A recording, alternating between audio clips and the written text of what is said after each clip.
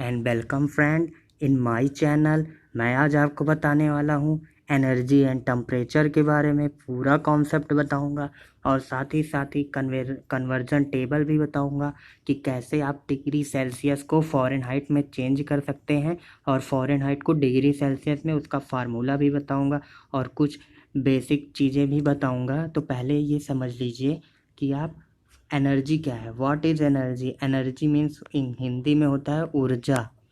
ऊर्जा मतलब ऊर्जा क्या है? ऊर्जा मतलब जो किसी कार्य का संचालन करे। ऊर्जा वह शक्ति है जो किसी कार्य को करने में हमारी मदद करती है। जैसे हम चलते हैं फिरते हैं तो इसके लिए हमें ऊर्जा की ही आवश्यकता होती है। ठीक है, एनर्जी समझ। अब टेम्परेचर क्या है?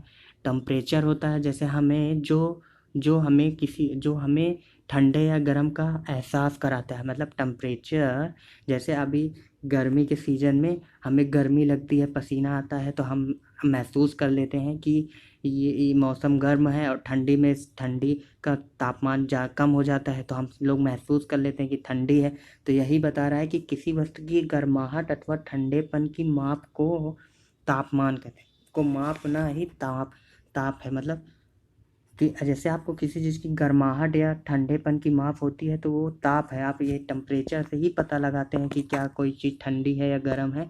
तो ये इसका बोध हमें ताप से होता है। ठीक, अब ये देखिए जैसे कन्वर्जन ऑफ टेम्परेचर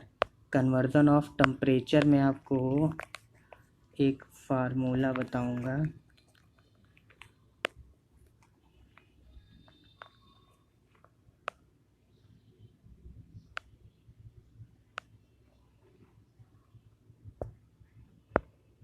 देखिए कन्वर्जन ऑफ टेम्परेचर का एक फार्मूला है। वो फार्मूला क्या है कि C/5 बराबर F-32/9। अब ये आपको फार्मूला याद होना चाहिए। ये C डिग्री सेल्सियस है, 5 है, F फ़ारेनहाइट है, 32/9। तो अब ये आपको क्या करना है कि जैसे ये टेम्परेचर अगर आपको फ़ारेनहाइट में निकालना है, अगर C की वैल्यू 25 दी है तो 5 या 25,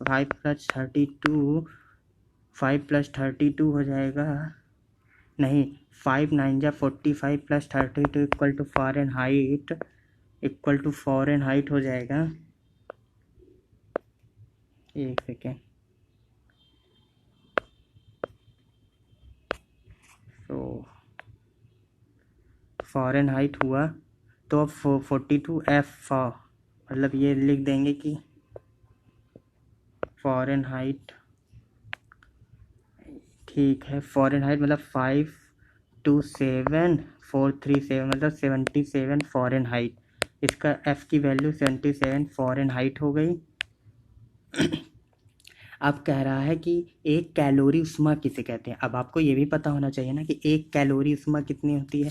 अब देखिए एक कैलोरी ऊष्मा क्या होती है। 1 ग्राम शुद्ध जल का ताप 14.5 डिग्री सेंटीग्रेड से 1 डिग्री सेंटीग्रेड मतलब 15.5 डिग्री 15.5 डिग्री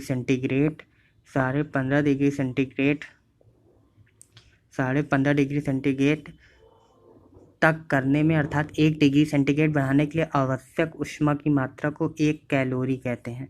मतलब जो 1 ग्राम जल आप ले लीजिए, उस 1 ग्राम जल जो है उसका मतलब आप टेम्परेचर 1 डिग्री सेल्सियस बढ़ा देते हैं तो उसके लिए जितनी ऊर्जा की आवश्यकता होती है उसे ही 1 कैलोरी कहते हैं। तो 1 कैलोरी इक्वल टू क्या होता है? 1 calorie equal to 4.18 joule. 4.18 joule. ठीक, 4.18 जूल होता है। 1 कैलोरी इक्वल टू 4.18 जूल होता है। तो ठीक है, 1 कैलोरी इक्वल टू 4.18 जूल हो गया। तो अब जैसे इसी में पूछ लिया 1 किलो कैलोरी। 1 किलो कैलोरी में मतलब 1000 ग्राम होता है। तो यह हम लिख देते हैं 1 केजी कैलोरी। 1 केजी कैलोरी तो इसी में हम लगा देते हैं इक्वल टू 4.18 इंटू 10⁻³ कर दे रहा हूँ जूल हो गया। और ये जो जूल होता है ये जूल है ऊर्जा का एसआई मात्रक। इंटरनेशनल सिस्टम में जूल को मतलब ऊर्जा को जूल से प्रकट करते हैं। नेक्स्ट क्या है, ऊष्मा का मापन और ताप, ऊष्मा का मापन और निर्भरता, ऊष्मा की निर्भरता किस पर है, मतलब कि आपको जो टेम्परेचर होता है वो किस पर डिपेंड होता है। तो टेम्परेचर किस पर डिपेंड होता है, टेम्परेचर जो है, टेम्परेचर ऊष्मा की मतलब क्वांटिटी ऊष्मा की मतलब क्वांटिटी, क्यों मतलब जो आप लिए हैं किसी चीज़ की ऊष्मा ज्ञात करना, उसकी क्वांटिटी कितनी है वो उस पर निर्भर करता है, और उसका मास कितना है, द्रव्यमान कितना है, उस पर निर्भर करता है। और ये दोनों आपस में यूनिवर्सली प्रोपोर्शनल होते हैं। क्यों, अगर बढ़ेगा तो मास भी मतलब मास अधिक होगा तो वे ऊष्मा की मात्रा भी अधिक होगी। ऊष्मा का मापन और निर्भरता ऐसे ही करना रहता है।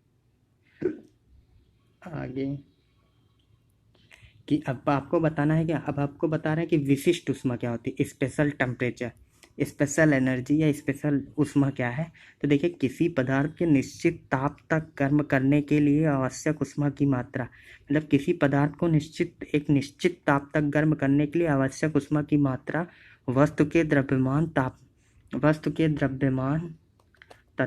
द्रव्यमान तथा तापमान, तापांतर तथा विशिष्ट ऊष्मा पर निर्भर करती है। मतलब किसी पदार्थ का निश्चित ताप तक गर्म करने पर जो उसकी आवश्यक जितनी ऊष्मा की मात्रा आवश्यक होती है वो किस पर निर्भर करती है, द्रव्यमान पर, द्रव्यमान m, तापांतर डेल्टा टी, और विशिष्ट ऊष्मा स्टैंडर्ड टेम्परेचर T, विशिष्ट एनर्जी F। तो मतलब हम कह सकते हैं कि Q इक्वल टू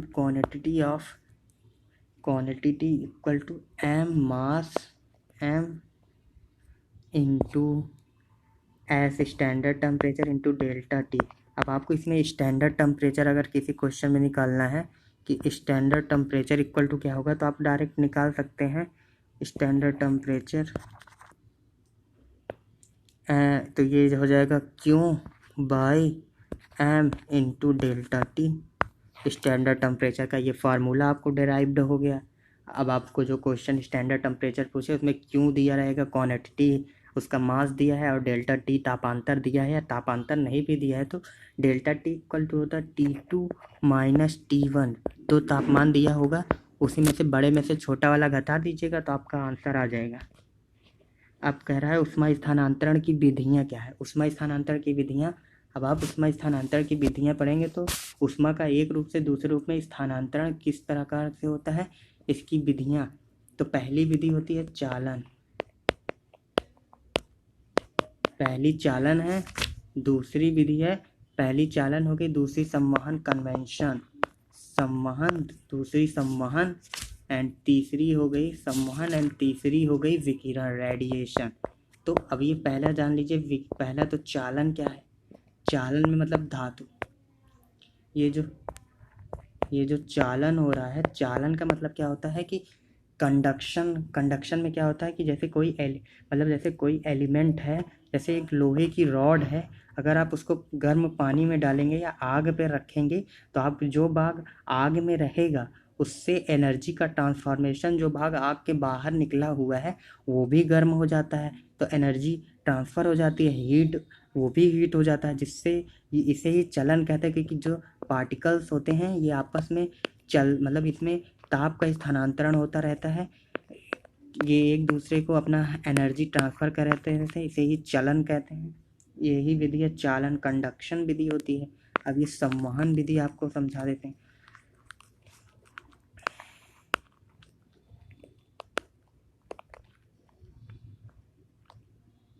देखिए संवहन में क्या होता है कि संवहन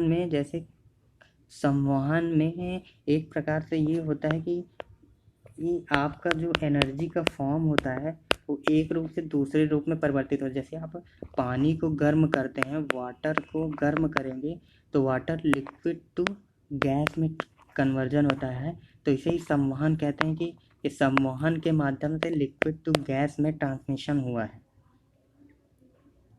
एंड अब जो ये विकिरण, रेडिएशन तो आपने देखा ही होगा, जैसे सन है, अगर ये सन है तो इसकी जो एनर्जी लॉस होती है